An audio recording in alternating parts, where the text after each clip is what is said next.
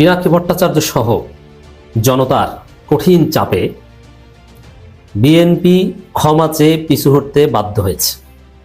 নাকে খত দিয়ে পিছু হটতে বাধ্য হয়েছে বিএনপি। নাকানি চুবানি খেয়ে মান সম্মান সব নষ্ট করে গোমর ফাঁস করে কয়েক লক্ষ ভোট কমিয়ে 5 আগস্টের পর থেকে বাংলাদেশের কয়েকজন তথাকথিত বুদ্ধিজীবী সাংবাদিক যারা নিজেদেরকে অত্যন্ত উচ্চ মার্গে নিয়ে যাবার জন্য এখনো পর্যন্ত নিরলস প্রচেষ্টা চালিয়ে যাচ্ছে এবং এই লোকগুলোর মুখোশ জনগণের সামনে, মানুষের সামনে উন্মুক্ত হয়েছে।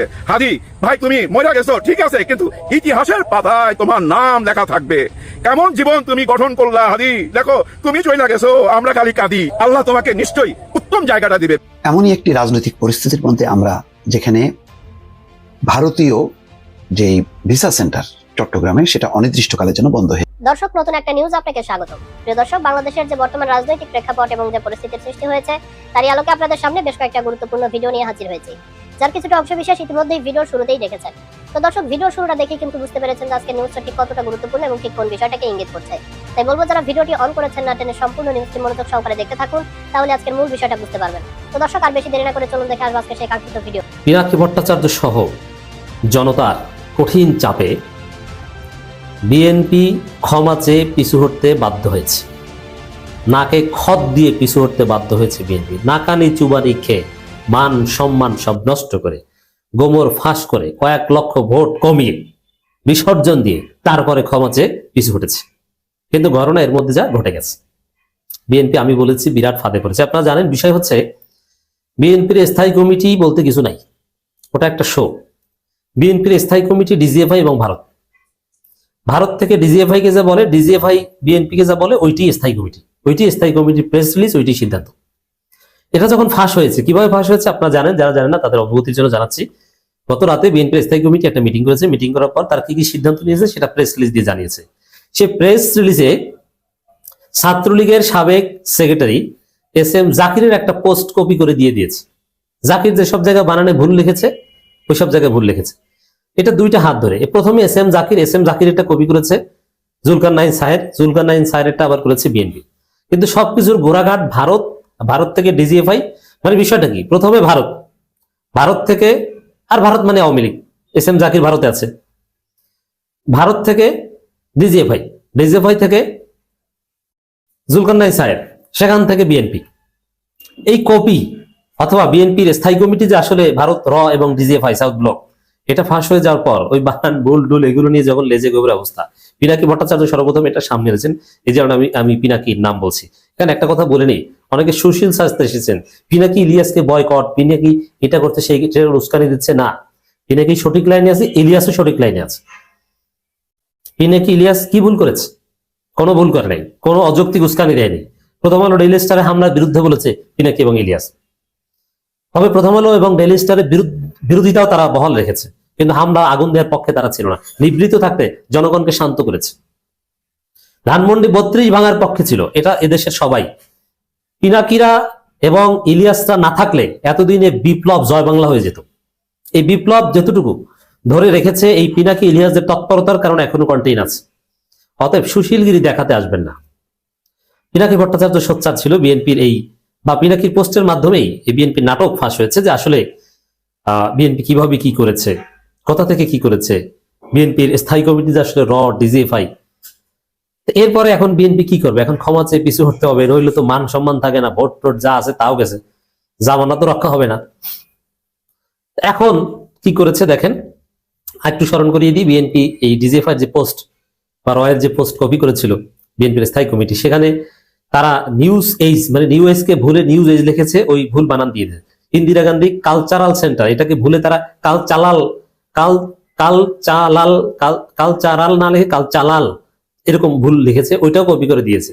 আবার আওয়ামী লীগ যেমন এই লোকগুলোর মুখোশ জনগণের সামনে, মানুষের সামনে উন্মুক্ত হয়ে গেল। এবং কিছুদিন পূর্বেও বাংলাদেশের জনগণ যাদেরকে বন্ধু ভাবত, এই 2-3 দিন আগ থেকে তাদেরকে শত্রু জ্ঞান করা শুরু করেছে। সেই বিষয়টি আমি আসব, তার আগে আমরা আর একটা বিষয়ে একটু ছোট্ট করে আলোচনা করি। আসেন একটু জানার চেষ্টা করি যে আজকে উসমান হাদির যে জানাজা অনুষ্ঠিত হলো সংসদ ভবনের দক্ষিণ প্লাজায়, সেখানে আমি উপস্থিত হয়েছিলাম।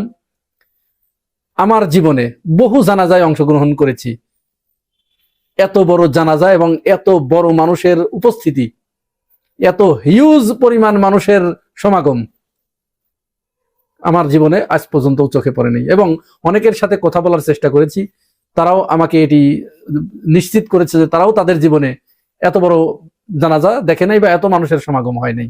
তো সব মিলে অনুমান করা যায় যে মিনিমাম 20 লক্ষ লোকের জমায়েত সেখানে হয়েছিল বা তারও বেশি।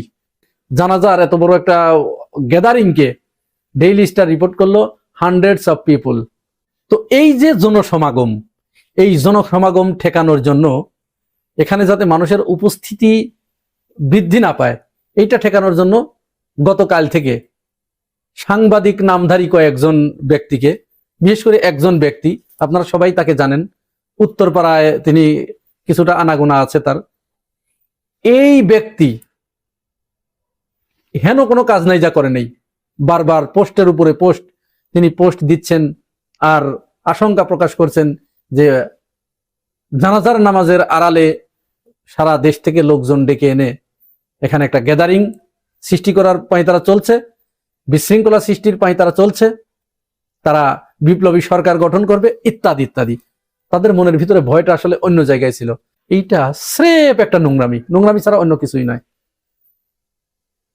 তার জায়গায় তিনি, উসমান হাদির জায়গায় উসমান হাদি। উসমান হাদিকে আপনারা ধুয়ে মুছে দিচ্ছেন, সে কিছুই না। মানে বাংলাদেশের কোনো মানুষ চোখের পানি ফেলতে বাকি নাই, তার জন্য রাস্তায় নেমে এসেছে। এই মাত্র 13 মাসের 14-15 মাসের কর্মেই সে মানুষের হৃদয়টাকে এইভাবে জয় করে নিয়েছে। আর তোমরা যারা বাংলাদেশের বুদ্ধিজীবী দাবি করছো, কেন তোমাদের মানুষ গ্রহণ করে না? কমেন্টস বক্স গুলো একটু মাঝে মাঝে চেক করবেন আপনারা। একটা পোস্ট দিয়ে যে শাহেদ আলম, বিরানি আলম, আবার দেখলাম 3টা ছেলেকে সে সামনে ছবি দিয়ে প্রচার করছে যে 5 আগস্টের পরবর্তী সময়ে এই 3টা ছেলেই শুধুমাত্র সঠিক পথে আছে, ফিরে এসেছে, সঠিক পথে ফিরে এসেছে। মানে আগে খারাপ পথে ছিল, জুলাই বিপ্লব ঘটাইছে মানে তারা খারাপ পথে ছিল, ওইখান থেকে তারা নিজেদেরকে ফিরিয়ে এনেছে, তারা নিজেদের সংশোধন করে নিয়েছে, তারা ভালো হয়েছে।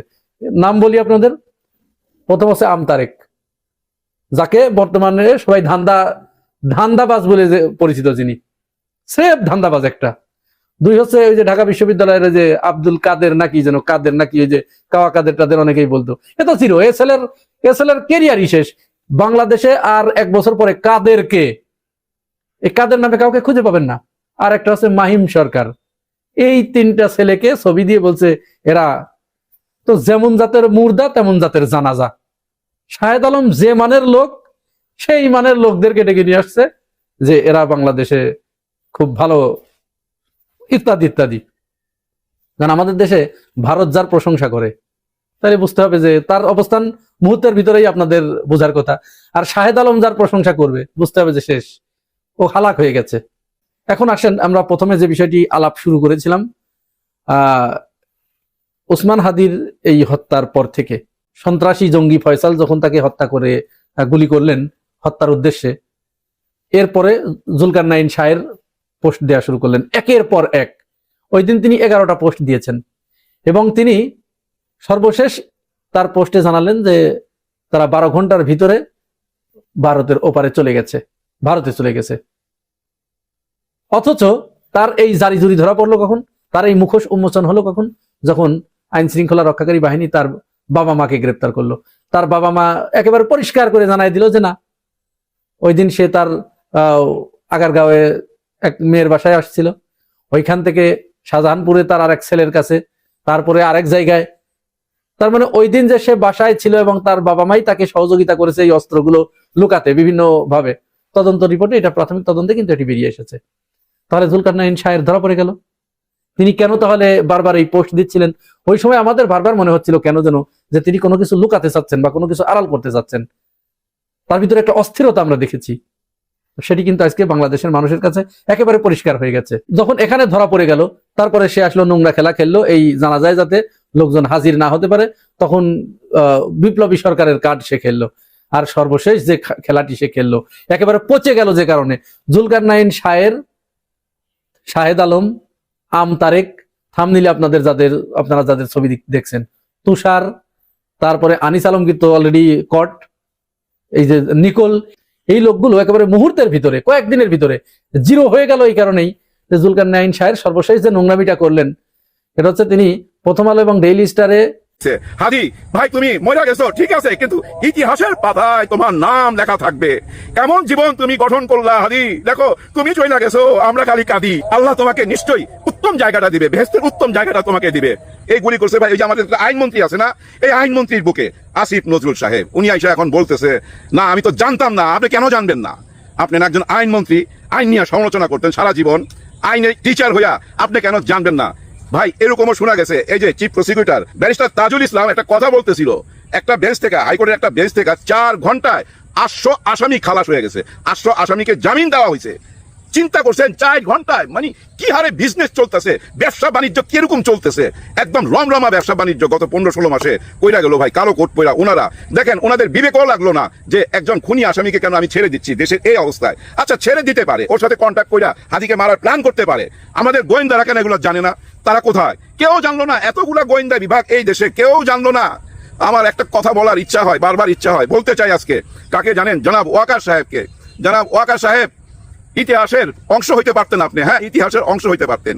এখনো আপনি ইতিহাসের অংশ, কিন্তু ইতিহাস আপনাকে কিভাবে বিচার করবে? কোন পাতাতে লিখবে? কলঙ্কের পাতায় না বিজয়ের পাতায়? কোন পাতায় আপনার নাম লেখা হবে? একবার চিন্তা করেন। আপনি যে নেক্সট জেনারেশন আপনার যে আসবে, তাদের কাছে তো অন্তত বলতে পারবেন যে আমি ডক্টর ইউনূস স্যারের সাথে, ডক্টর ইউনূস স্যারের সরকারের আমলে কিছুদিন আমি সেনাপ্রধান ছিলাম, সেই ব্যাপারটা তো আপনি বলতে পারতেন অহংকার নিয়ে। কিন্তু সেই জায়গাটা কি তৈরি করতে পারছেন? নিশ্চয়ই পারেন নাই। কত আশা ভরসা আপনার উপরে, আপনি কেন পারতেছেন না? শুক্রবার ঠিক এই দিনে 1 সপ্তাহ আগে হাদি গুলি খায়। আজকে আরেক শুক্রবার সিঙ্গাপুরে আঙ্গুলিয়া মসজিদের সামনে ওনার জানাজা হচ্ছে। কে কোথায় কিভাবে মারা যাবে আমরা জানি না।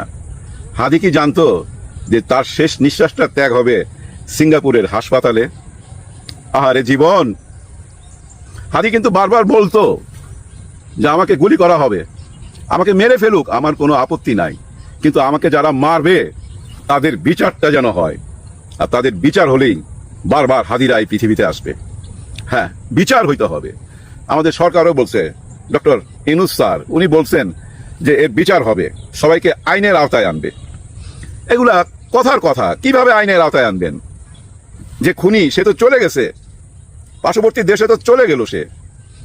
দেখেন এই খুনিকে জেল থেকে বের করা হয়েছে। এ কিন্তু জেলখানায় আটকা ছিল একটা অস্ত্র মামলায়, এবং 17 লাখ টাকা হাইজ্যাক করছে বা কোথাও লুটপাট করতে গেছিল, সেই মামলায় সে জেলে ছিল।